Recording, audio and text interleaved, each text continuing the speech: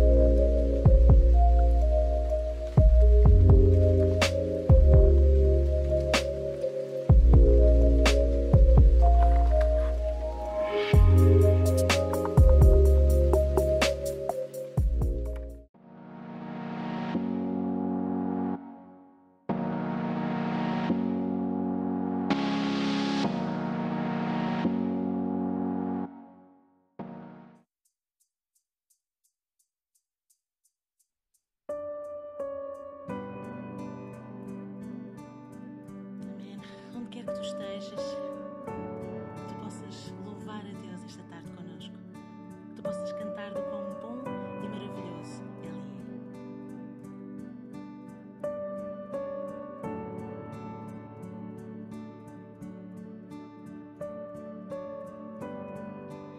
Olhando em meu redor, vejo que nada mudou, mas sei que nunca falharás.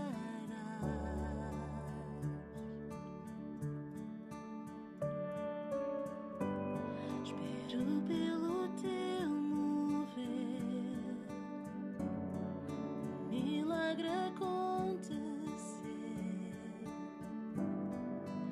pois sei que nunca falharás.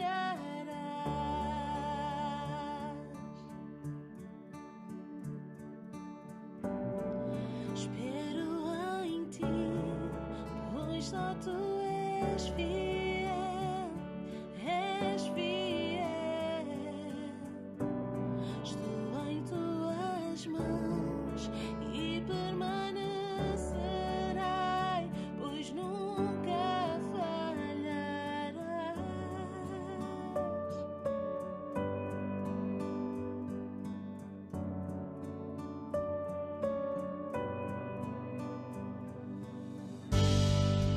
A noite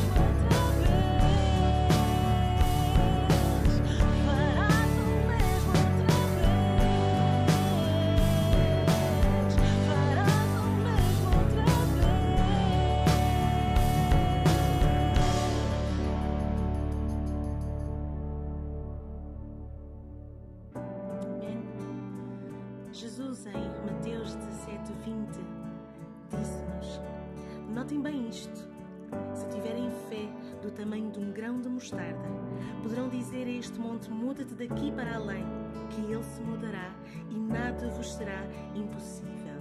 Amém. Lembrem-se disto hoje e nada vos será impossível. Amém.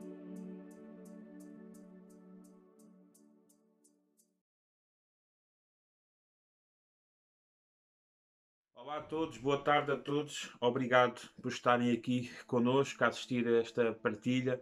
Obrigado a todos vocês, aqueles que, olha, que se calhar não estão na praia, como outros que estão na praia e que estão aqui a assistir. Eu sei que tempos destes convidam a nós irmos à praia. Muitos não podem, outros têm receio, mas o que interessa é que estejas aqui a ouvir esta partilha também que hoje tenho para ti. E continuamos neste formato, Deus assim o deseja. Obviamente gostaríamos de estar juntos, obviamente gostaríamos de ter o nosso espaço, estar juntos, mas ainda não se concretizou esse tempo. Nós estamos a aguardar também que as coisas alterem e que possamos estar juntos brevemente. Até lá, continuamos a partilhar a mensagem fielmente, mesmo tendo os nossos trabalhos, mesmo tendo os nossos horários às vezes carregados, mas procuramos, acima de tudo, não falhar nesta obra, aquilo que Deus nos tem dado e fazer chegar a sua mensagem a todas as pessoas. Antes de iniciar a partilha, como hábito, vamos orar a Deus e espero que Deus possa te abençoar nesta tarde, que Deus possa falar ao teu coração, nos ensinar algo e que a igreja possa ser tocada e transformada, mesmo que não pertença à nossa comunidade, mas possas ser abençoado e possas também crescer no teu conhecimento daquilo que Deus tem e aquilo que Deus deseja. Vamos então orar. Obrigado, Jesus, por este dia, obrigado pela semana que passou, obrigado por cuidares de cada um de nós. Deus, eu oro nestes tempos, Deus, difíceis, que muitas pessoas estão sem emprego, sem sustento. Eu oro para que tu possas sustentar, cuidar, Senhor. Abre as portas, Deus. Que os teus filhos, aqueles que te procuram, que te desejam, Senhor, tu possas sustentar as suas famílias, as suas casas, que nada lhes falte, Senhor. Deus, e oramos enquanto igreja, para também nos despertes a nós, Deus, enquanto igreja. Entendemos os tempos, entendemos aquilo que tu estás a querer fazer. Deus, tantas dúvidas pairam na nossa mente, tantos receios, não sabemos o futuro, mas sabemos que em Ti, Senhor, há esperança e sabemos que em Ti a nossa vida, ela, Senhor, irá ter um propósito. E Deus, e cada segundo é importante para Ti, cada segundo da nossa vida. Deus, tu tens-nos concedido esse tempo para nós, te buscarmos também, te procurarmos. Deus, oro por quem está a assistir a esta mensagem. Deus, tu possas tocar nos corações, tu possas ensinar qualquer palavra, Senhor, às vezes que não entendemos, possamos procurar, estudar e tentar conhecer. Deus, e obrigado, Deus, eu oro pela minha igreja, pela igreja da comunidade, tu possas cuidar deles, tu possas os ajudar, que eles possam se envolver mais, que eles possam procurar, Senhor, te servir, te levar a mensagem a mais pessoas, Deus, e possam, acima de tudo, querer ser igreja, possamos estar firmes no propósito, Deus. Estes tempos são diferentes, são tempos que também exigem de nós outro tipo de desafio, Deus, e possamos estar ligados, Senhor, naquilo que nos liga, Senhor, que és Tu. Por isso, Deus, em nome de Jesus, Deus, que tudo seja para a Tua glória, Deus. Amém. Amém. Deus é bom. Após algumas interrupções naquilo que eu tenho estado a falar, temos estado a seguir uma ordem, 1 de Coríntios, desde o capítulo 1 até ao fim, tentado a passar esses ensinamentos, fizemos ali alguns saltos. A nível online houve o capítulo 2, eu só partilhei para a nossa comunidade, em que estivemos juntos, num momento mais familiar. E hoje eu quero retomar no capítulo 3. Então, hoje eu quero falar com vocês acerca do capítulo 3 de Coríntios. Vou procurar ser breve. Princípios para a nossa vida, princípios para a igreja, princípios para aquilo que nós estamos a viver nos tempos de agora e um alerta para todos nós. Então, Paulo começa o capítulo 3. Eu gosto muito deste capítulo porque quando eu escrevi o meu livro de maturidade foi um capítulo que eu usei bastante. E no capítulo 3, no verso 1 ao verso 3, Paulo começa assim aos corintianos: eu, porém, irmãos, não pude falar a vocês como a pessoas espirituais, e sim como a pessoas carnais, como a crianças em Cristo.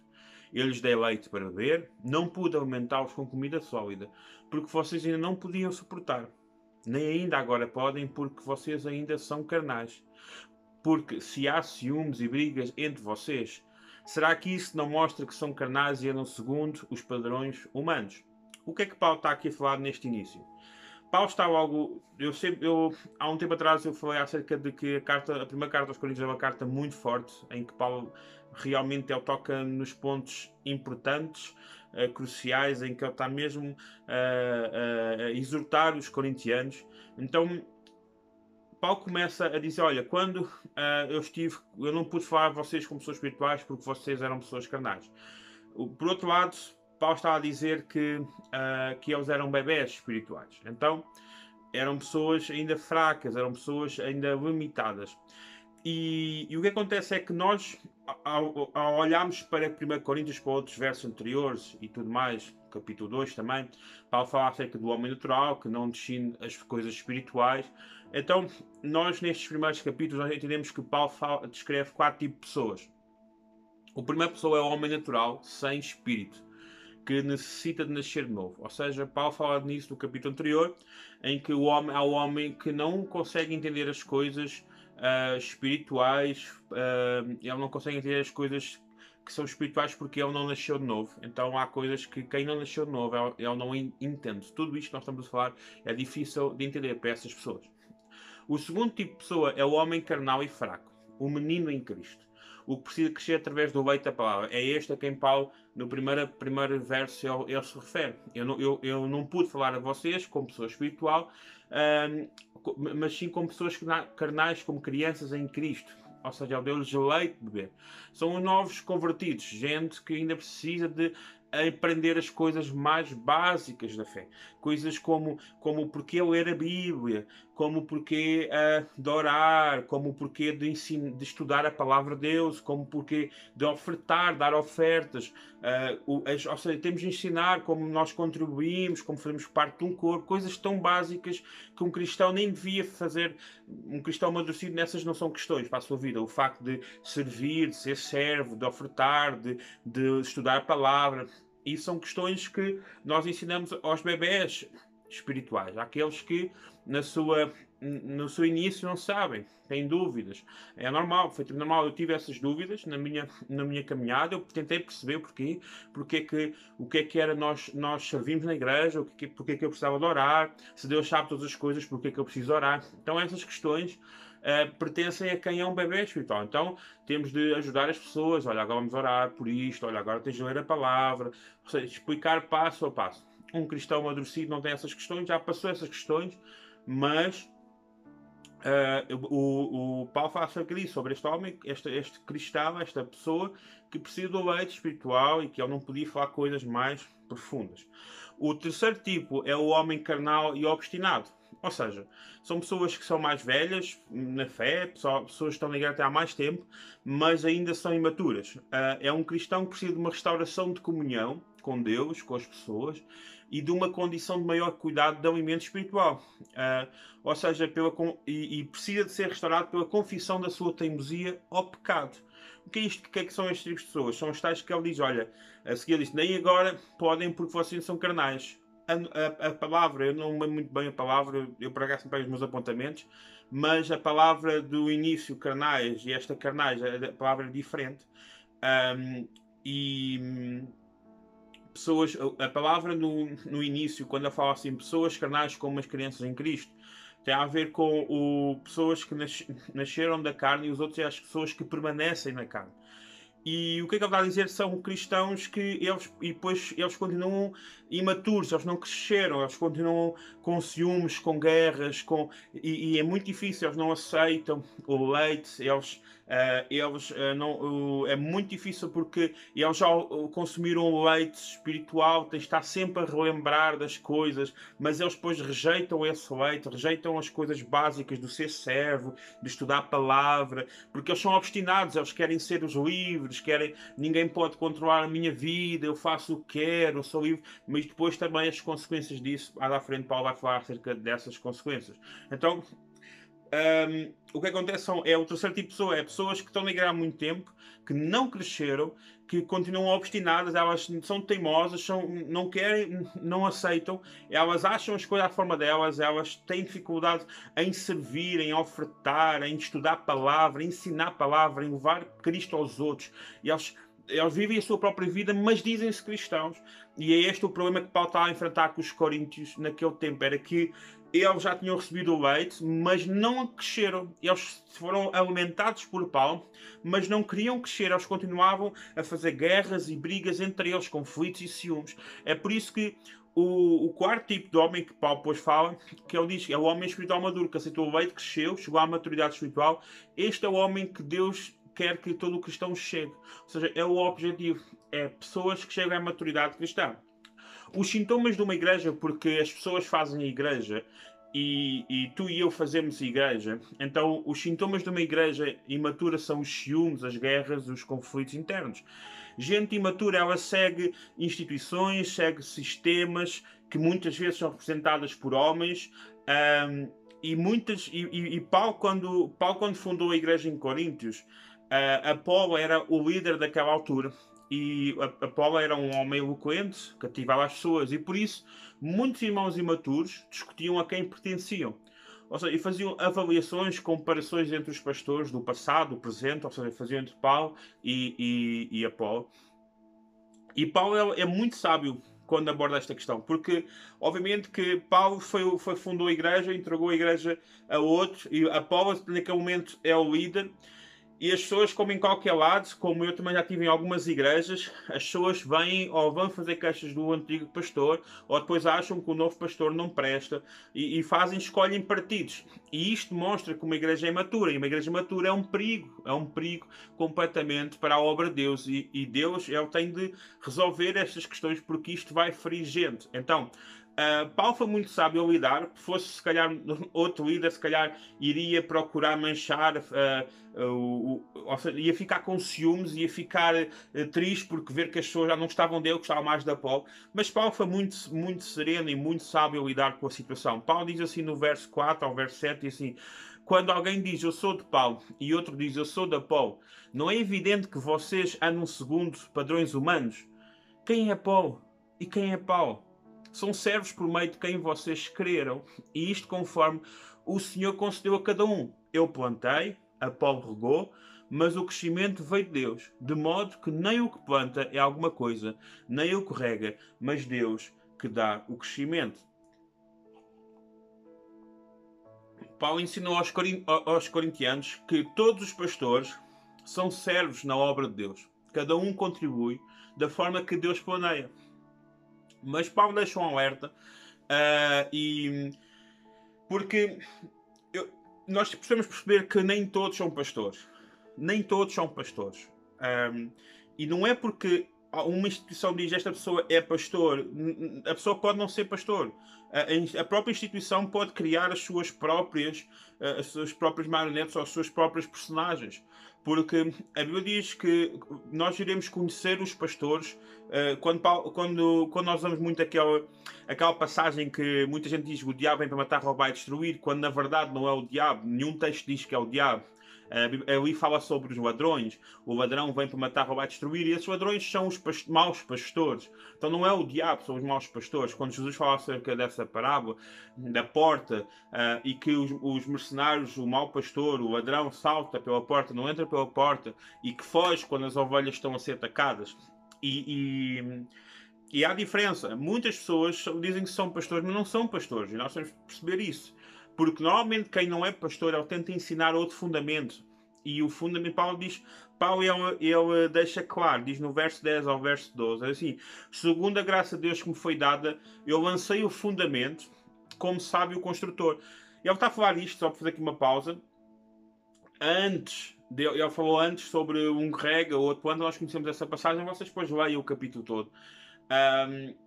E ele está a falar: olha, eu só fiz isto. Ele diz assim: segundo a graça de Deus que me foi dada, eu lancei o fundamento como sábio construtor, e outro edifica sobre ele. Porém, cada um veja como edifica. Porque ninguém pode lançar outro fundamento além do que foi posto, o qual é Jesus Cristo. E se alguém edifica sobre o fundamento, é ouro, prata, pedra preciosas, madeira, feno ou palha. Irão existir líderes que tentarão colocar outros fundamentos. O tempo irá julgar a obra de cada um, como diz no verso 13 ao verso 14. A obra de cada um se tornará manifesta, pois o dia a demonstrará, porque será revelado pelo fogo, e o fogo provará qual é a obra de cada um. Se aquilo que alguém edificou sob o fundamento permanecer, esse receberá recompensa. O que é que Paulo está a dizer? Paulo está a dizer, olha, eu só fiz o fundamento, eu coloquei Jesus aí. E outro vem e constrói sobre esse fundamento. Não pode fazer outro fundamento sobre o fundamento com o qual eu fiz. E tristemente é que nós hoje estamos a tornar, muitos pregadores, muitos líderes, estão a tornar Jesus insuficiente. Eles estão a vender às pessoas, não a dizer, hoje passámos a fase da prosperidade, em que vais dar dinheiro e vais receber, mas hoje quase que estamos a colocar outro fundamento sobre as pessoas, sobre... Antigamente, o nosso fundamento é Cristo. Cristo é tudo para nós. Cristo é o mais importante para a nossa vida. Cristo é a base da nossa vida. Mas nós, hoje, parece que tu és importante, tu és o melhor, tu és valioso, Então estamos a colocar-nos a nós acima do fundamento que deve ser o fundamento real da nossa vida, que é Cristo Jesus.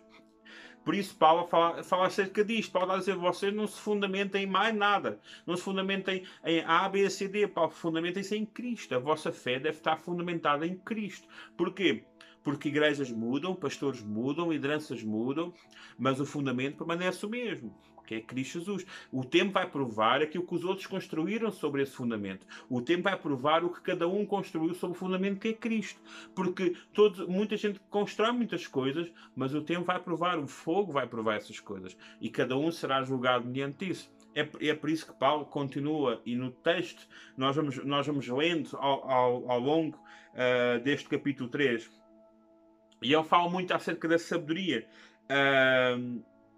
Ele diz depois no verso 18, diz assim, que ninguém se engane a si mesmo. Algum de vocês pensa que é sábio neste mundo? Faça-se fogo para se tornar sábio. Porque a sabedoria deste mundo é loucura diante de Deus, pois está escrito, ele apanha os sábios na própria astúcia deles. E também o Senhor conhece os pensamentos dos sábios e sabe que são pensamentos vãos. Portanto, ninguém se glorie nos homens, porque tudo é de vocês, seja Paulo, seja Apolo, seja Cefas, seja o mundo, seja a vida, seja a morte, sejam as coisas presentes, sejam as futuras. Tudo é de vocês. E vocês são de Cristo. E Cristo é de Deus. Tudo o que está a ser montado, tudo o que está a ser planeado, a obra de Deus toda na história humana está a ser montada para ti, para mim, para que nos leve para Cristo. E a um crescimento, a uma maturidade espiritual da nossa vida. Tudo o que tens passado na tua vida é Deus a trazer-te coisas para te fazer dobrar o teu joelho, o teu orgulho, a tua presunção. E tu reconheceres que o meu fundamento é Cristo e é Ele que eu sirvo e sigo. Quando nós entendemos que tipo de pessoas nós somos, será que somos pessoas naturais, sem nascimento novo? Sou uma pessoa carnal, um bebê espiritual que ainda precisa de leitinho, preciso que me expliquem tudo? Não há problema sobre isso. Se o és, muito bem, mas alimenta-te bem.